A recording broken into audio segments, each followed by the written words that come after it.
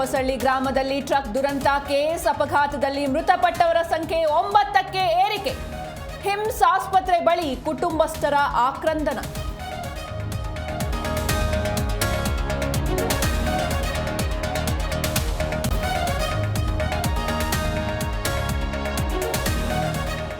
Bike ಡಿಕ್ಕಿ ತಪ್ಪಿಸಲು ಹೋಗಿ ಡೆಡ್ಲಿ ಆಕ್ಸಿಡೆಂಟ್, ಎದೆ ಝಲ್ ಅನಿಸುತ್ತೆ ಭೀಕರ ಅಪಘಾತದ ದೃಶ್ಯ. ಕುಟುಂಬಸ್ಥರಿಗೆ ಮೃತದೇಹಗಳ ಹಸ್ತಾಂತರ.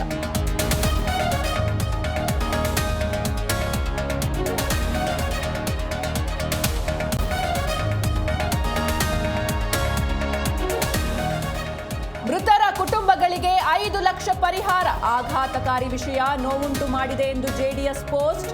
ಗಾಯಾಳುಗಳ ಆರೋಗ್ಯ ವಿಚಾರಿಸಿದ ನಿಖಿಲ್.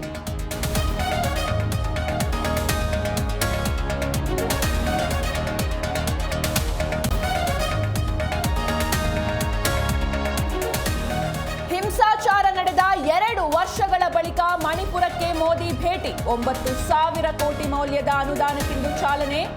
ಓಟ್ ಚೋರಿ ದೊಡ್ಡ ವಿಷಯ ಎಂದು ರಾಹುಲ್ ಕೌಂಟರ್.